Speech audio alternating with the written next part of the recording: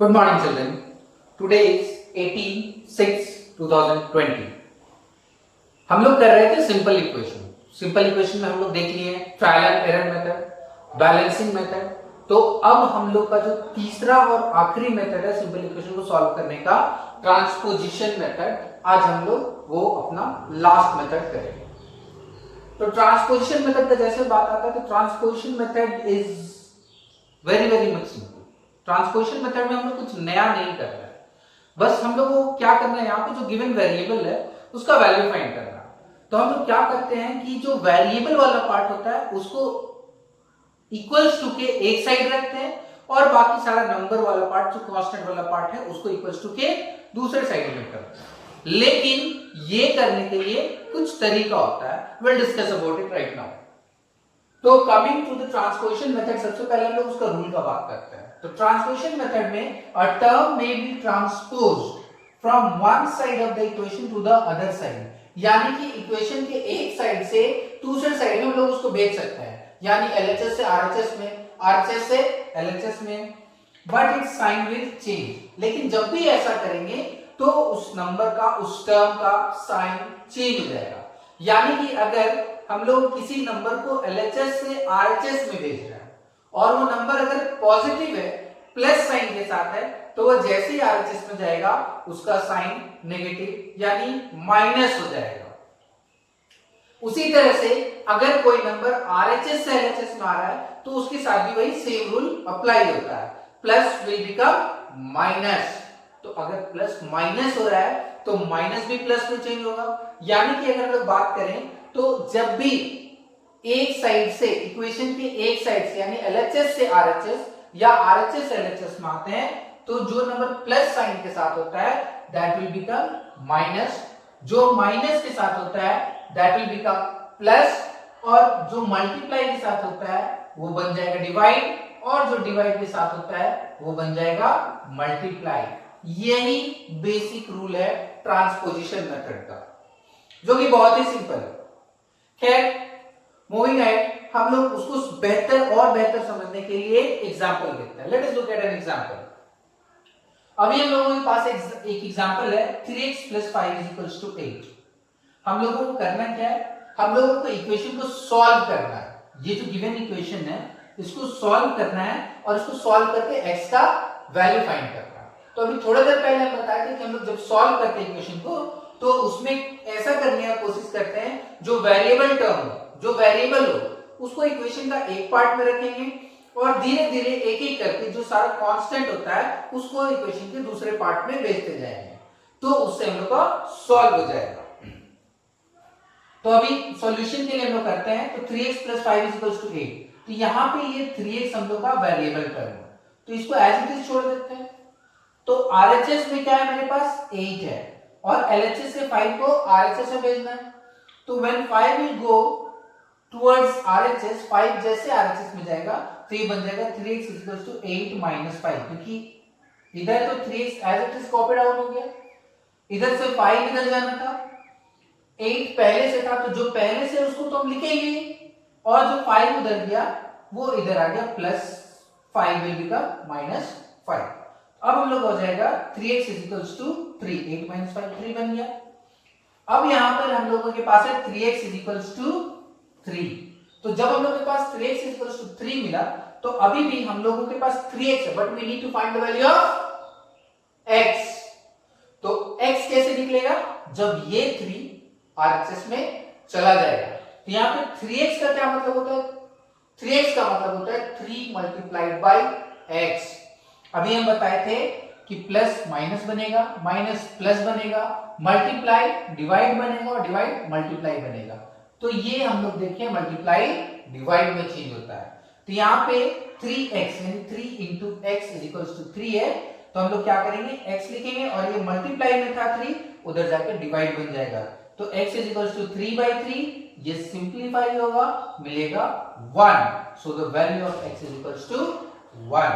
तो यानी कि हम लोग बोल सकते हैं इस इक्वेशन का 3x + 5 = 8, इस इक्वेशन का सॉल्यूशन है x = 1।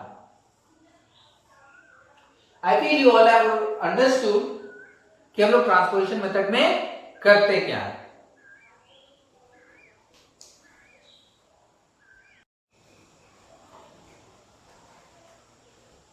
So now coming to one more example of transposition method. तो अभी हम लोग एक इक्वेशन लिए हैं 3 इंटू एक्स माइनस टू, यहां ब्रैकेट्स में x माइनस टू है, is equals to 2 into x plus 1 minus 3। Again in RHS also we have one bracket. तो जब भी इस तरह का क्वेश्चन आए, जब भी इस तरह का इक्वेशन सॉल्व करने के लिए हम लोगों को मिले जहां पर ब्रैकेट्स दिया हुआ है, तो वहां पे हम लोग सबसे पहले कोशिश करेंगे कि ब्रैकेट्स को सॉल्व करें। Here we should remove the bracket first. तो इस तरह के क्वेश्चन में हम लोगों को कोशिश करना चाहिए कि पहला काम हम लोग जो करें वो ब्रैकेट को रिमूव करने का, ब्रैकेट को सॉल्व करने का। So now coming to the solution, 3 into x minus 2 is equal to 2 into x plus 1 minus 3। तो यहां पर LHS में ब्रैकेट है और RHS में ब्रैकेट है।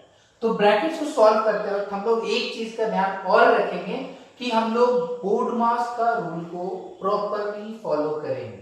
We have gone through the BODMAS in the previous class itself। पहले की क्लास में लोग BODMAS पढ़ चुके हैं, तो बिना BODMAS का रूल अप्लाई किए हुए कुछ नहीं होता है। नाउ तो यहां पर ब्रैकेट सॉल्व करने के लिए 3 जो है ये ब्रैकेट के अंदर में जितना भी चीज है सबसे मल्टीप्लाई होगा। तो यहां पर हम लोग 3 को मल्टीप्लाई करेंगे, एक बार x के साथ और एक बार -2 के साथ। तो यहां पर बनेगा 3 into x 3x माइनस 3 2 जा 6। इसी तरह से RHS में ये बनेगा 2x प्लस 2 माइनस 3। अब हम लोगों के पास देयर आर सेवरल वेज, हम चाहे तो 2x को इधर पहले ले आए या चाहे तो पहले -6 को उधर कर ले, दिस डिपेंड्स अपॉन यू, इसमें कोई डिफरेंस नहीं है। तो अभी हम लोग अभी के लिए फिलहाल 3x माइनस 6 जो ऑलरेडी दिया हुआ है और 2x को RHS से LHS में ले आते हैं, क्योंकि हम बताए थे वेरिएबल टर्म को एक तरफ कर लेंगे और कांस्टेंट टर्म को एक तरफ कर लेंगे। तो उसके हिसाब से 3x माइनस 2x इसको इधर ले आए और -6 ऑलरेडी इधर पहले से था, तो हम लोग का LHS हो गया 3x minus 2x minus 6 is equals to 2 minus 3। ये जो लेफ्ट ओवर था RHS में वो इधर हम लोग लिख दिए। अब ये देखो 3x minus 2x, we know that we can add और सब्ट्रैक्ट लाइक टर्म। तो ये 3x और 2x दोनों लाइक टर्म है, दोनों के साथ सेम वेरिएबल है, तो इसको हम लोग सब्ट्रैक्ट करेंगे। 3x minus 2x will become x। 3x में से 2x जाएगा, x बचेगा, 1x बचेगा व्हिच इज x। तो 3x minus 2x is x minus 6 और इधर 2 माइनस 3 से मिला हम लोग को -1। Now you have x minus 6 is equals to -1। तो अब इधर में देखो एक ही वेरिएबल है पूरी इक्वेशन में, लेकिन ये कांस्टेंट इधर भी है और इधर भी है, LHS में भी और RHS में भी है। तो हम लोग -6 को RHS में भेज देंगे। तो -6 जब RHS में जाएगा तो क्या बनेगा, +6 बनेगा, माइनस जो है वो प्लस बन जाता है, तो ये बन जाएगा x इक्वल्स टू -1 प्लस 6, क्योंकि RHS में पहले से -1 है और -6 LHS से RHS में गया इसलिए बन गया +6। So we have now x equals to -1 plus 6. So we have x equals to 5. -1 plus 6 will become 5. So the solution for the given equation is x equals to 5. In this way we solve the given equations using transposition method.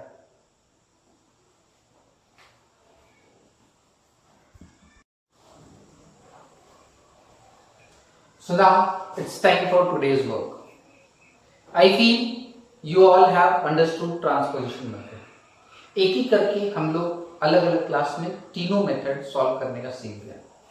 सबसे पहले सीखे हम लोग trial and error method, उसके बाद सीखे हम लोग बैलेंसिंग मेथड और अब हम लोग सीख गए ट्रांसपोजिशन मेथड।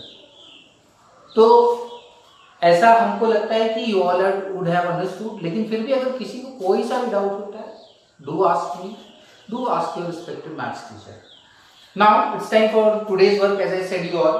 तो तुम लोग का जो एक्सरसाइज 3.2 है उसका क्वेश्चन नंबर 2 में तुम लोगों को सॉल्व करना है। यहाँ तुम लोग को बुक में लिखा हुआ है question number 2, solve the following equations using transposition method. मतलब इस क्वेश्चन को ट्रांसपोजिशन मेथड से ही बनाना है। Okay, so now question number 2 1 to 10 आज तुम लोग का वर्क होगा क्वेश्चन नंबर 2 का 1 से लेके 10 तक। Thank you everyone.